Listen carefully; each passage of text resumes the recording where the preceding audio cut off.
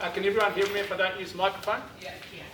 Haere mai, tēnā koutou katoa, welcome everyone. Thank you very much for coming. Nice to see a large number of organisations represented today. Milton, would you like to start us off? Heavenly Father, we thank you for the many blessings and this opportunity to be here at this meeting, and we ask that the Spirit will be with us this time, and that we might be attentive and be able to do this as required with us this day. We ask that bless those who we support, and we ask that in this meeting in the name of Jesus Christ. Amen.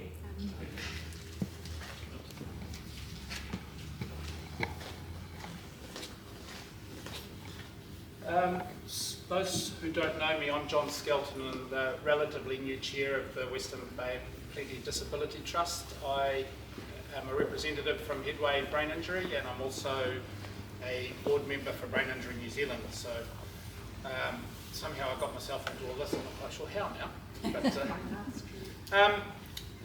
today we're going to start off with a little bit of reflection.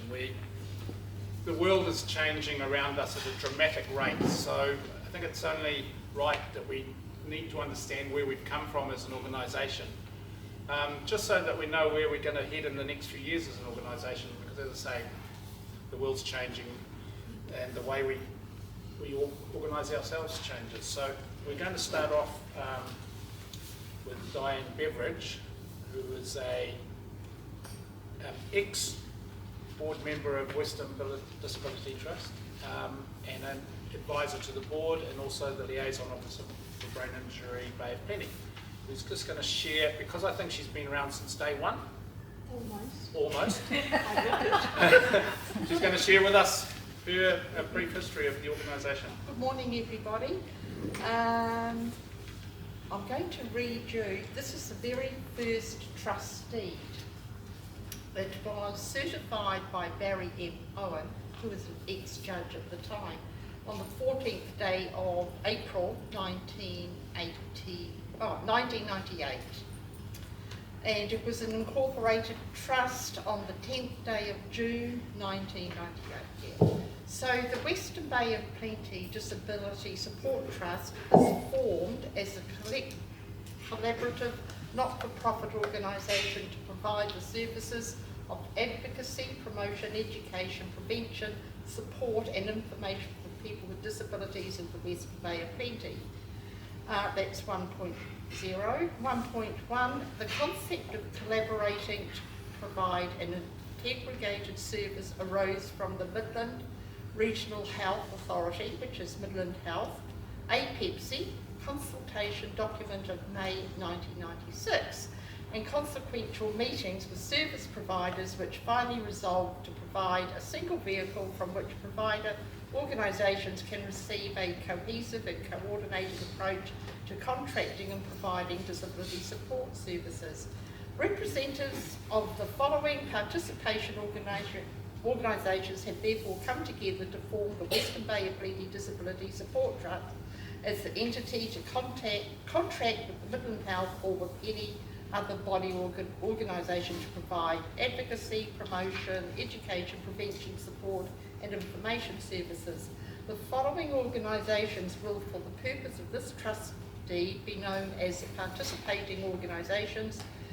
That's the Western Bay of Plenty Arthritis Foundation, Tauranga Asthma Society, Parkinson's Society of New Zealand, Inc., Tauranga Division, WBoP, MS and ME Society combined, Epilepsy Association, Hearing Association, Stroke Foundation, Western Bay of Plenty, Parent to Parent, and Tauranga District Group, Riding for the Disabled.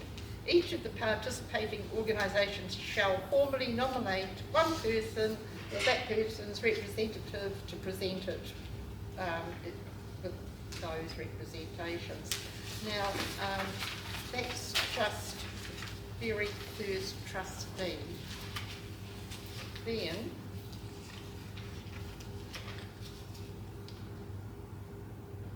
in the mid-1990s, Tauranga members from arthritis, asthma and Parkinson's organisations played a significant part in driving and encouraging disability groups to join. Midland Health Dies Apepsy is covered from Taranaki Disability Community, Waikato Span, Eastern Bay of Plenty Disability Community Trust, Lakelands Disability Support Trust, and Western Bay of Plenty Disability Support Trust, which is us. The Dias Trust used to meet twice a year or more, usually in Hamilton, but the last meeting was held in Tauranga at CCS pre-COVID 1999. We haven't had one since. In August 2015, there was a review of the Disability Information Advisory Services, DIAS, and Needs Assessment Coordination, NASC. The review project began in October 2015, finalised in March 2016, and NASC September 2016. The outcome end of 2016 MOH contract was renewed for a further 3 years until June 2020. On July the 1st, 2022, Waikaha, the Ministry of Disabled People was formed and is now responsible for Disability Information Advisory Service. In 2023, Western Bay of Plenty Disability Support Trust now has 32 organisations. The original was 10. 5 of these organisations have historical funding: Alzheimer's, asthma, autism, CCI support and hearing. We have the DST has 4 meetings per year, 2 seminars and 2 forum and an AGM, sometimes combined. And we've had very interesting guest speakers at our seminars, and I have a copy here of 2017 at the General Election Forum Group, August 2017 at Daniels in the Park, Memorial Tauranga. We invited the local party candidates: Tom Muller, MP National; Clayton Mitchell, MP New Zealand First; Jan Tonetti, MP Labour; and Emma Lee Hodge, MP Green Party. So, you know, we've had a variety of interesting guest speakers, and then we went to the Baptist Church for our seminars over the last few years, and the last one another one was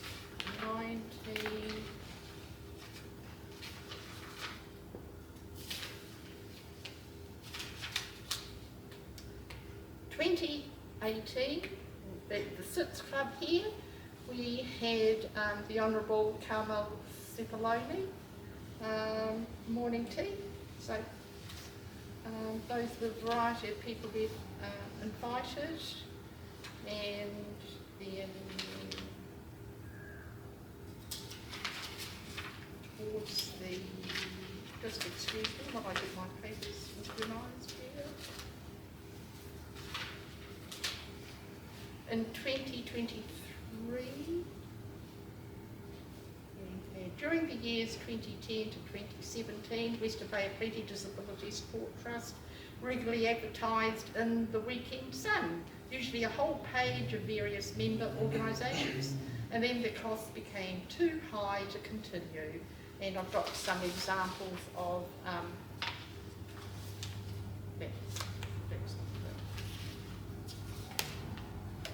COVID-19, 2020 to 2022, we had Zoom meetings if we couldn't meet in person. The Western Bay of Plenty Disability Support Trust has been fortunate in having efficient, reliable, kind administrator. Jill Gardner has been with the Trust since May 2007. Before that, we had about 3 other coordinators. One was Denise Turner, another one Annette, and sorry I can't remember the other ones, I don't have all the information with me. The Trust over 25 years has had a variety of knowledgeable, talented and educated trustees, members, volunteers, professionals. Without them, the disability sector would not be so healthy today. And in 2021 July, 4 of us from the DST met with Commissioner Anne Tolley, and we just basically told her who we were and what we did. And one of the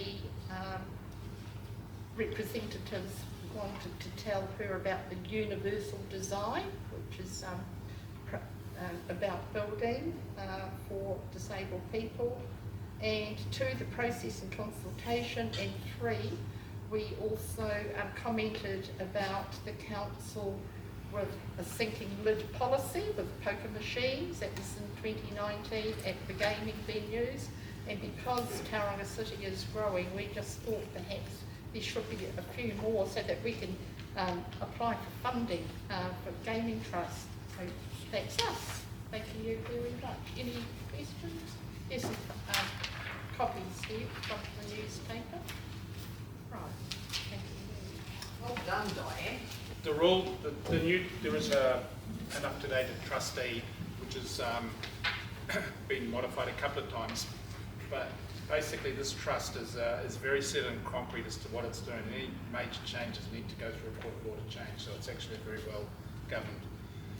So just finishing off on the actual trust, I'm not sure if you're aware that each organisation nominates one person that can be on the trust. That's known as the forum. So today we've got about half the forum here.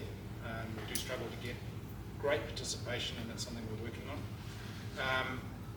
There are 7 trustees, 4 of which come from forum members, and 3 of which come from independent trustees. And the trustees basically govern to make sure that everything that's in this legal document actually happens. Can I just make a comment? Sure. So, and just follow up on Diane, I just wanted to comment just to the providers and other organisations here, the importance of actually being part of this members organisation is we are a diocese. It is about spreading information, it's about giving information out to all of us.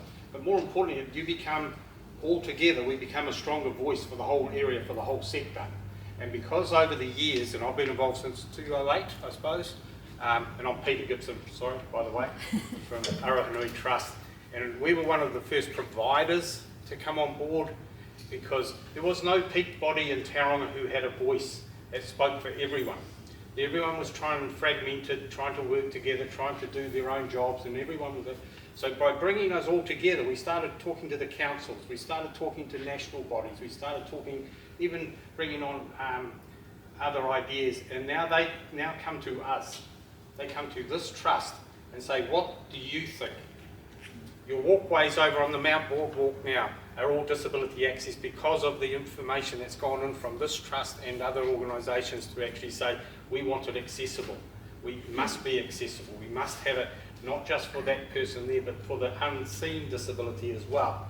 So there's a huge wide spectrum. So the work that goes on behind the scenes is major, thanks to Jill and the trustees, that they're actually getting into that ground level work of actually getting stuff done.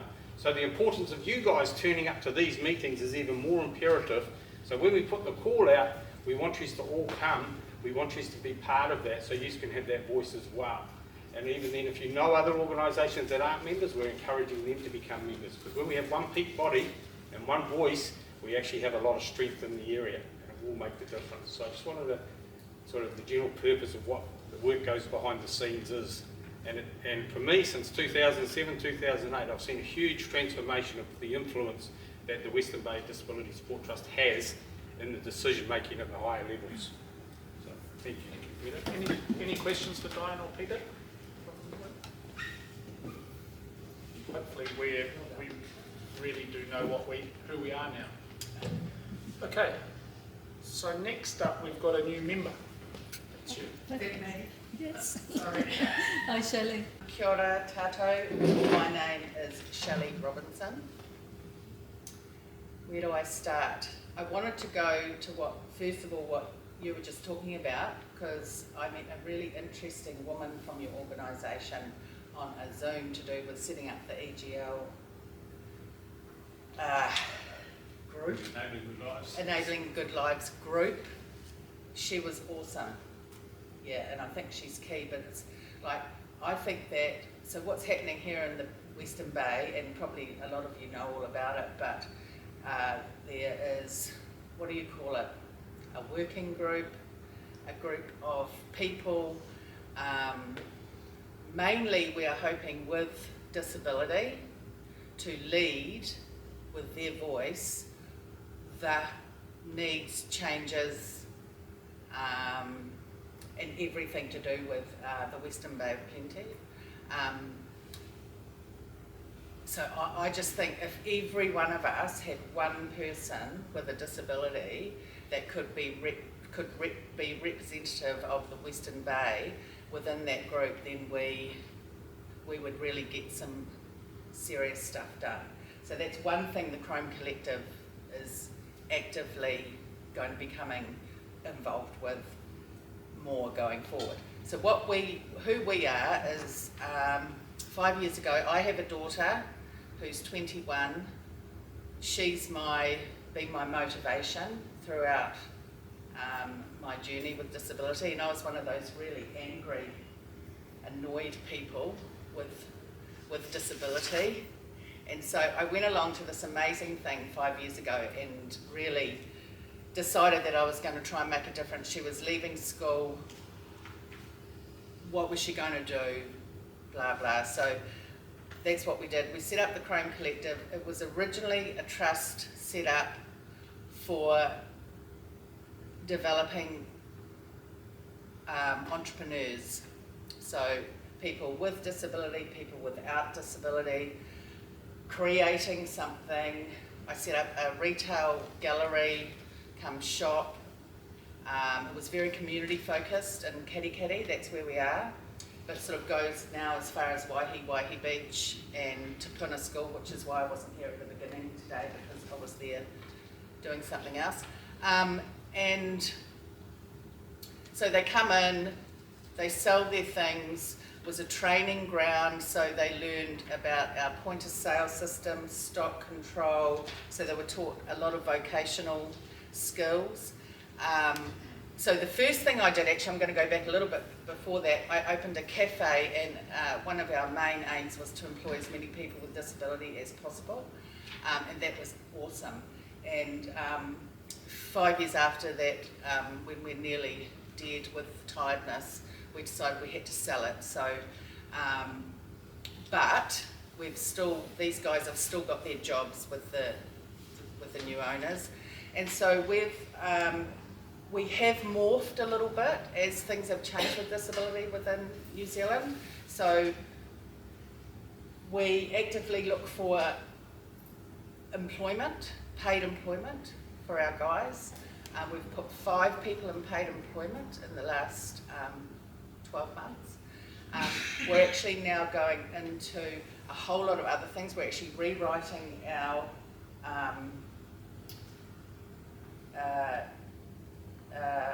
trust document for a whole lot of different outcomes, talking with a whole lot of different people. And so our biggest aim is to enable good lives. That's basically the bottom line, and to also look at how we can do that, who we lobby, who we collaborate with, and yeah, that's what we're doing. We now have moved out of the retail space and we're going online. So we're selling, so we've got a number of people with disability with their products around New Zealand now that we are selling their products online. We're setting up a will enable bulk refill station that our guys will manage and run themselves. We've just taken over. The other thing that I was involved with is setting up a food rescue program in our community. So we have now, the Chrome Collective has officially taken over that project. So our guys are working in there. some volunteer, some paid, it depends on money. They're learning the computer system, so then we get one of them, once they've learnt, then they train the next person.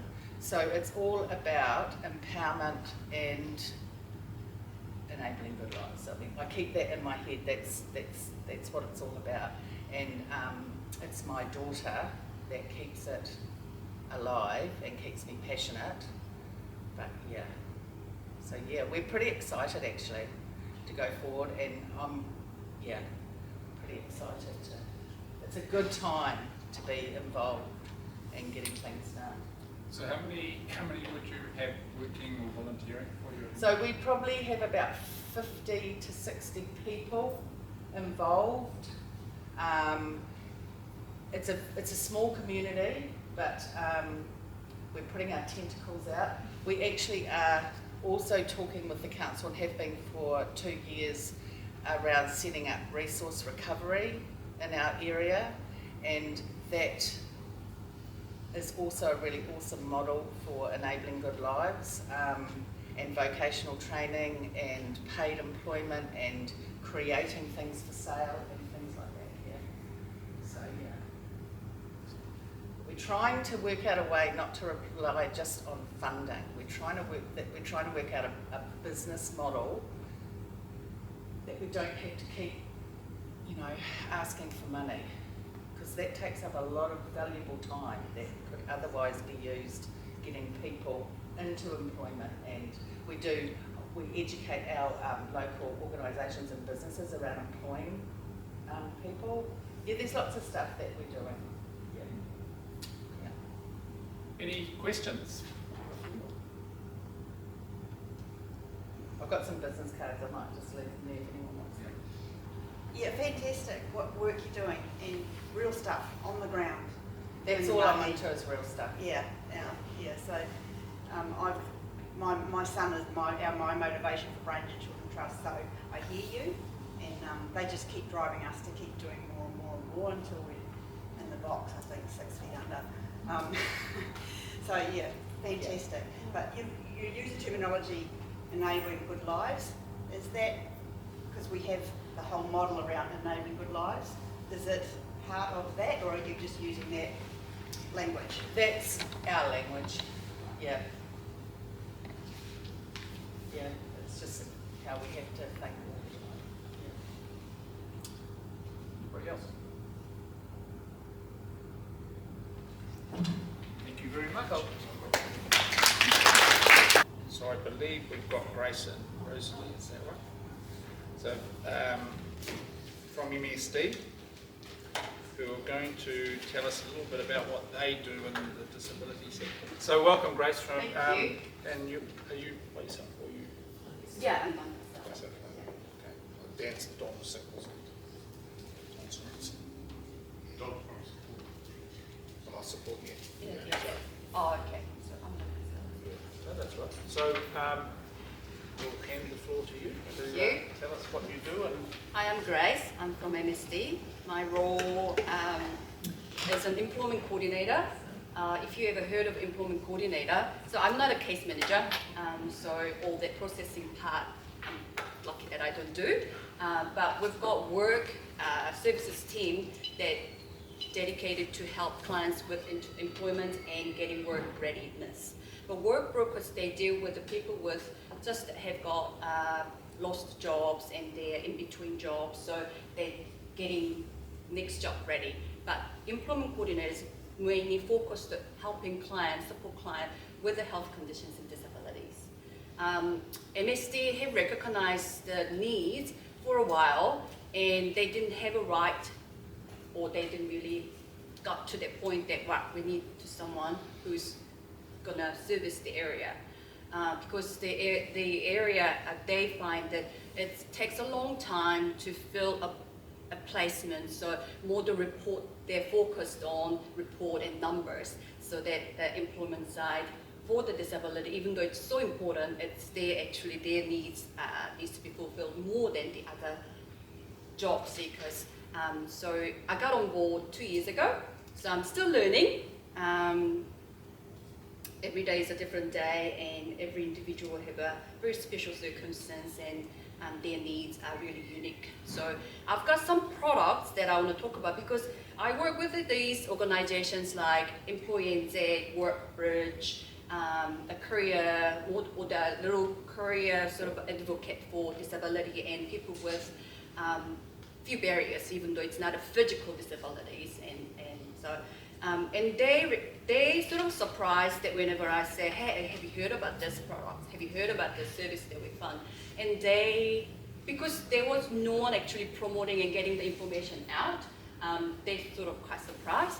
So I just want to go briefly because it's got quite a few details you have to go into it, but because of the needs are quite unique, all the eligibilities and has to be qualified. It can be quite customized for the. So that's really good news for people with disabilities because they can't fit into this square box of ticking these boxes to be eligible for the funding.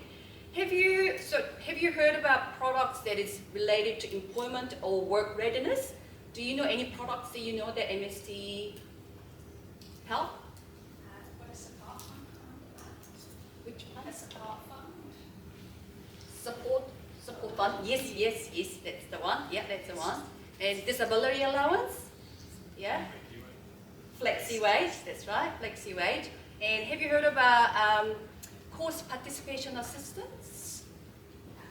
Yeah. And we've got training incentive allowance. Yeah.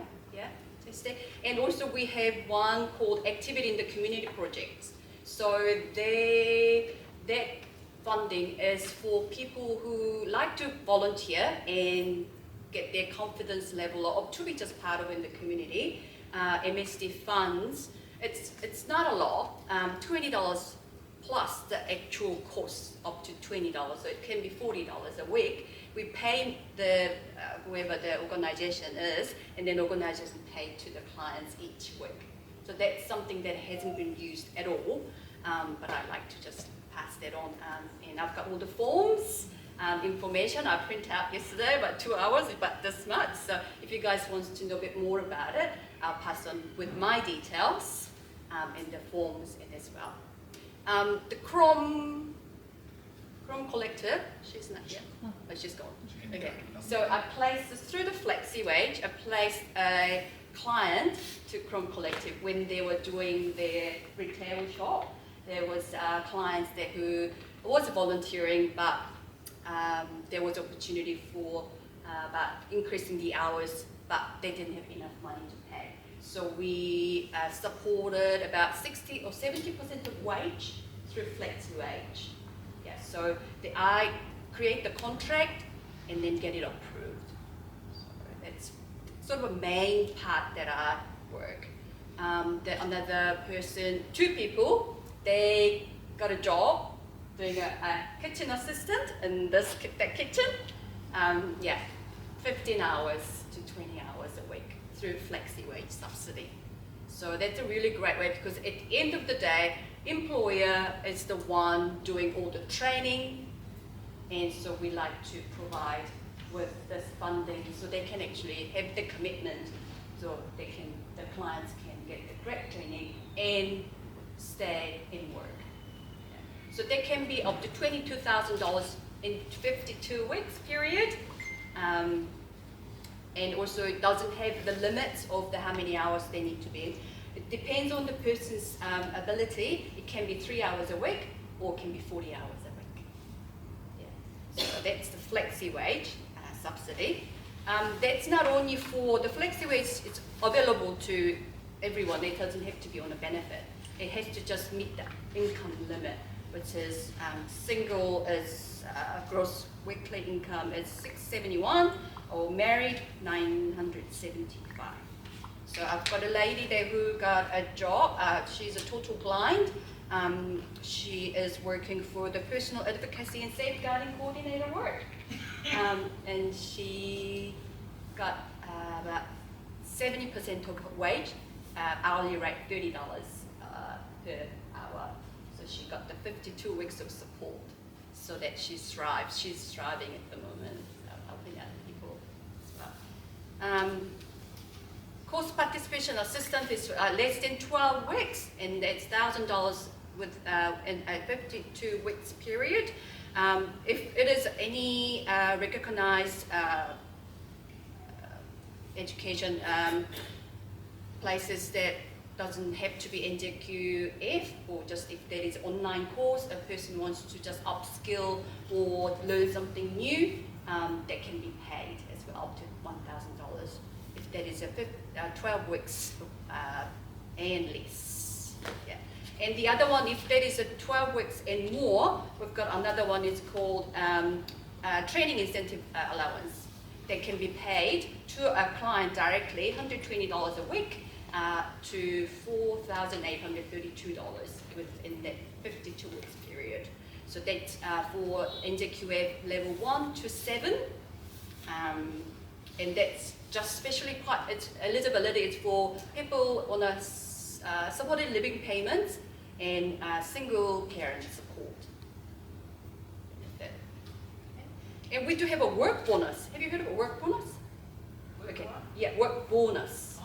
Yeah. So if the person who's a single parent and person with disability and on a supportive living payments, if they get a job that is their income's higher than the benefit, so they're not entitled for the benefit, and we pay them work bonus, which is about 4 weeks lot of the first week 359, second week is 259, the third week is 159, and then 59. So all up will be quite a lot. So that's just the bonus we pay, non-tax. Yeah, so that's that. Yeah, so those are the brief products that MSD can offer, and then if you have any questions, you can just inquire me and just say that I've got this client, that client might need some help from MSD, but we don't know where to start. You can just let me know, email me, and I will just guide you to the right products and what might be possible. And I work closely with all these employment advocates, so Employee NZ, Workbridge, and Career Move. So they bring the clients, and then I collaborate them and with the funding, and then the clients get the job with the right funding and the right support. Yeah, that's about it. Okay, any questions? If you've got a question, can you stand up so everyone can hear? Kia ora, I'm Jessica. I'm a return to work advisor from the Stroke Foundation. I am just back from my maternity leave, so still Just give me the microphone. Oh, being told I've got a very loud voice, obviously not today. Thank you. I'm Jessica. I'm from the Stroke Foundation. I'm a return to work advisor, so I've just come back from my maternity leave, so still learning myself as well. I do have a couple of questions. So one of them would be around, for a lot of the people that I support, there's a window where they're not working. It's unsure as to whether or not they'll be able to work in 2 weeks, 4 weeks, or 3 months. So in terms of benefit support for that period, what would that look like for the person? So you can apply for a job seekers health and health HCID health conditions benefit. Yes. So they have got 1 week's stand down period. Yeah. But if that is more than 2 weeks or 3 weeks onwards, that could be beneficial. So is it worth, would you say it is worth for the people that I support telling them about that, and even if they might be going back to work in 2-3 weeks, to still apply for that for it to be back? But there is also emergency benefit as well. So if the person struggles to meet their essentials, Yes. paying bills and that there is a product that we can help with. Like we can actually help with food vouchers or petrol vouchers, or so it doesn't have to go through the process of getting a benefit. Yeah, that's great to hear. Thank you. It's been a little bit of a grey area, I'd say. Because we don't really promote that side of it. Definitely. So ring up 0800 number or go to a nearest Awaken Income office and say that I'd like to make an appointment with the case manager. Yes. And then just mention that the situation is there's a short gap between, but we are struggling with this expense. What's the products that you have to support? Yes. Great, thank you. And in terms of the other providers that you've mentioned, so we can work alongside you? Definitely, That's definitely. great. Yeah, it's all about helping clients. So Yeah. so it's collaboration. I can't find all the clients, even though I get lots of referrals. This year alone, all the referrals that I got from like your organization and through just people walking in or case manager referred, 23 people got a job just this year alone, and with a flexi wage. So. I have many more questions, but I think maybe I'll just come Yeah, to you that just afterwards, read if that's my okay. business card. Yeah, that's great. Thank you. That's great. Thank you. Thank you. Do we have Leo's?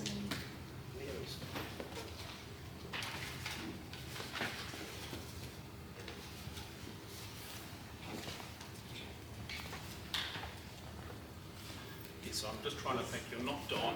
Because Dawn is not well. Thank you, Rosalie. Rosalie's from SupportNet. Yes. And Rosalie's going to tell us a little bit about what's going on there. Thank you, Rosalie. I'm Rosalie Smith-Frank, practice leader at SupportNet in the Whakaha team there, which used to be called Under 65, but it's the Whakaha Disability Support Team. John, yes, was supposed to be here, but he is sick today. So I think I'll just start by giving a little short overview of kind of what our biggest changes are, and then happy to have questions. So our process really starts with eligibility, but then when a person is eligible for Whakaha disability supports, then we have a new process called the My Plan. So we no longer are doing needs assessments, and we no longer are focusing on the disability and what people can't do. So the My Plan is about having conversations with people about what they want their life to look like. So as we know, EGL, Enabling Good Lives, there are 9 principles. And so that way of working has transitioned us, I guess, to the My Plan. The My Plan is really a guided conversation with a disabled person in whānau, and capturing that person's story with an absolute focus on what they want their life to look like. It includes conversations about who I am, what's important to me, what are my hopes and aspirations, conversations about what ordinary life outcomes they're striving for, and what does that look like for that person. Conversations about what's working well, what needs to change, what they want to do more of, less of, and what needs to happen to enable that good life to happen. So it's important that we and everyone supporting that person understands what that life looks like. And at times we need conversations about priorities and where they want to start first. And then as part of the My Plan, we look at a contribution of resources to that person's good life, contribution of resources to that plan. So generally speaking, that could be a combination of things like individualised funding, the aspects of that plan, funded formal providers giving supports for aspects of that plan, family members being paid to support the person to achieve outcomes that are in the plan, or it could be referrals for equipment which is related to that plan, or referrals to other organisations that are all part of that plan. Just to actually list those EGL principles, so that there's 9 of them, and it's person-centred, self-determining, beginning early, ordinary life outcomes, mainstream first, mana enhancing, easy to use, relationship building, flexible package design. So that's the 9 principles of EGL. And the feedback we've had around the My Plan has generally been positive. people find it a much, like a comfortable, positive experience for them when they get to voice what it is that they want and can do rather than what they can't, and they're having their voice heard. So that's just a little brief about how we've changed from the needs assessment process to the My Plan process. So yeah, happy to take any questions. Yes? Hello, I'm Christine from Epilepsy New Zealand. I have a client who had a conversation with SupportNet recently. She had a serious seizure and she was very badly injured. But anyway, she'd like to get back to swimming. SupportNet told her that if she found a buoyancy aid, someone from SupportNet would support her in the pool. So our query now is, how does she go about getting that buoyancy aid? Okay. Is the cost up to her, or can we be referred to someone else? Or? So there would need to be some most probably clarity around eligibility. So I'm not sure about if you're talking about a person that is eligible for whakaha or a person that has long-term chronic health. And so the funding for those two things is quite separate. So I don't know exactly the situation for that person. But if the person is with whakaha, then... What's whakaha? So it's the disability, what was known as the Ministry of Health. But it's now out of the Ministry of Health, but not the DHB, so not for people with long-term chronic health conditions.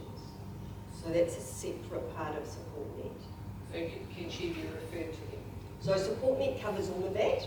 There is just, I guess, different ministries that it's covered by. So if it was whakaha, that it would be about her having a referral can come in from anywhere. It can come in from a person themselves. And it would be about making a referral in, and we go through the process of eligibility, and then if she was eligible for whakaha, then we would be having conversations with the My Plan, and then looking at what is the contribution towards her plan. And that may well be the costs of buoyancy aid. It could be the person taking her, so we need to do that. So that could all be part of it, absolutely, if that person is eligible for disability supports. Okay, so she's already had the conversation with SupportNet, so what's the next step? Doesn't sound like... So I guess going back to SupportNet and putting a referral in to SupportNet for support with the purchase of your aid and the person to help her with it. Okay. Yeah, the SupportNet on our website has got referral forms, so I would actually encourage you to put, or anyone with your consent can put a referral in for you. Okay. Thank you. Yep. And then it will go to the right place in support. Hi. I'm just wondering about the eligibility, the difference of eligibility with long-term conditions versus whakaha eligibility. Is there a difference? Can they access the same services? No. Yep. There is a difference. So whakaha funding is from whakaha, and long-term chronic health is from Te Whanaora. So the funding comes from different separate places. And there is some difference in funding, as in, I guess, the range of it. But long-term chronic health has individualised funding, as whakaha here in the Bay of Plenty has enhanced individualised funding. So there is some differences like that. Okay. So I got a letter here from Te Whanaora, and they said essentially that people with long-term conditions should receive the same support from NASC, that's what they called it, and it was written last week. So is it all the nests around the country doing this new My Plan, or is it just the local? We're definitely doing it here in Whakatane and Rotorua. And there are nests throughout New Zealand that are doing it, but it is not every nest. Okay. So they've essentially said they should have, long-term conditions should have the same range of provision for services, but you're saying that's not exactly the case? Well, I mean, I'm not an expert on the long-term chronic health, but from what I understand, we in Whakaha definitely have enhanced individualised funding. And it's most probably not my understanding that long-term chronic health has enhanced individualised funding. They do definitely have individualised funding. Okay. Sorry, just one other question. So if the Ministry of Health referred to a condition as being a disability, the government refers to it as being a disability, World Health Organisation refers to it as a disability, but Whakaora doesn't. Where does NACS stand on that? So for our conditions, most people refer to it as disabling and disabilities, and it's even been through Parliament to say as such, but NASC or Whakaora don't. They want to put it under long-term conditions. So where does NASC stand on that? Yeah, I'm most probably not in a position to answer Yeah, that. I mean, okay. obviously Don most probably, because he manages SupportNet, and so in SupportNet we have long-term chronic health, Yeah. which is funded by Te Whakaora, and we have the older person, which is also funded through Te Whakaora, and then we have Whakaha. So, you know, I work in Whakaha, and I really, Don would be the best person Okay. to most probably approach about that. Thank you. Yeah. Sorry, I can't help with No, that. that's okay.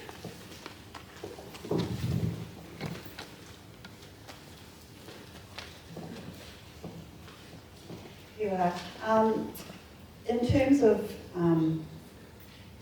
early childhood, so from 0 to 5, from what I'm hearing from your talk here today, it's about the person focused. Well, when you've got a 0 child who's got a brain injury, and life at home for ma and pa is awful, 24 hours, 7 days a week, where do you lie in getting support for that age group? Because I know historically it's been very little, and as the child gets older and older, there's more and more money thrown at them, whereas we're all about early childhood intervention, where the family needs help there. And it's not just up to mum and dad to do it because they're a parent and that's their role. So, I mean, the Enabling Good Lives principle has, one of the principles is beginning early. So, you know, I mean, absolutely that's really important. So, just trying to calculate the actual question, what supports do we have? Yeah. So the process will be the same with the My Plan, but of course, a very young child, the parent would be articulating that voice. So about what their hopes and aspirations are for that child, what's important to them, what they would like that child's life to look like now and in the future. And it's the same process with an adult about what would be the contribution to that good life, to that plan. But beginning early is definitely one of the principles.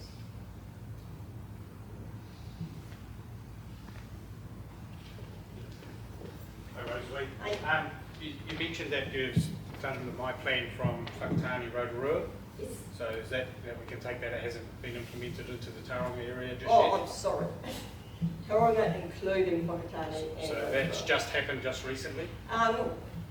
We started it last year and have, I'd say everyone is using it. We're most probably not really embedded it in the residential services using the My Plan, but all the coordinators, I understand, would be using it now. Okay, so Whakaha is now getting established, but it's not quite up and running in the way they want to yet to incorporate Ministry of Health, ACC, MSD, and to come under all the one umbrella. and you have a number of people who've been entrenched in the old system, under the RSS, all those different systems, how is it easy for somebody on SIL, supported independent living, to access now the individual funding, which has been a blocker for them for a long time, if they want to enhancing their life? Not everyone yet has obviously had a My Plan, so any new person coming in will definitely have a My Plan, and most probably on the 5-year reassessment times. 5 or 3? It's quite often 5 now, but if there's a significant life changes, you know, it can definitely be before that. So if somebody's under SIL, Yes. and they've still got another 2 years to go, but they want to enhance and enable their life with some extra funding to do that, they would have to apply for another Well, they can, yes, or it can be done, we do annual reviews with people, or biannual sometimes, so at that point, absolutely. I'm all for the new model, and I see it working well, and we're seeing a lot of positive results. It's only the people historically who are trapped within that old system about how they can move into the new system that we're seeing, that we're getting the blockers still from families, and we're still having conversations with families. They're also not understanding what they can purchase and what they cannot purchase. So how is it easier to get those purchasing guidelines out to those families in a way that they understand? Through the host, it's now going to hold their money, and is Whakaaha going to make the hosts accountable for the clipping the ticket to keep the levels down? Yeah, I honestly don't know the answer to quite a few of those questions, but the purchasing guidelines are definitely on the Whakaaha website. Yeah, absolutely. And Whakaaha, no, Manawanui actually do live streams and do things like discussing guidelines. The hosts are always willing, absolutely, to discuss the guidelines with people individually. Yes. Anybody else?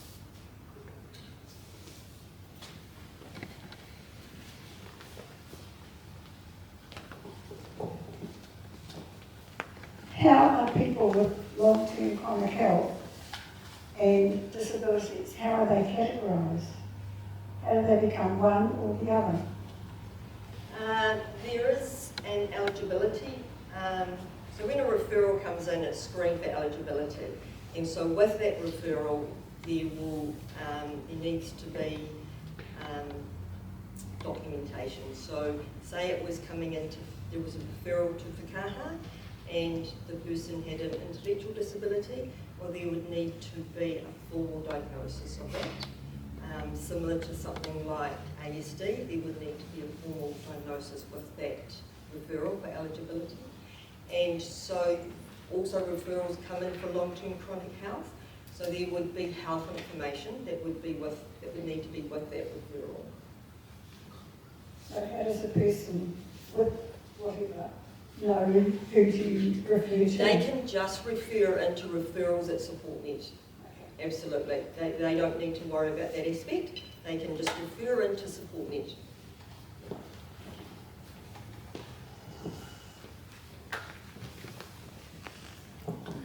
Any more questions for Rosalie?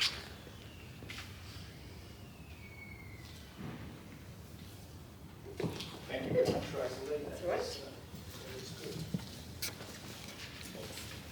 So I think it gives us this bit of time to actually mix and mingle and maybe ask those questions that you didn't ask. Hopefully the guests will be around for a while. And before that, what would you like to...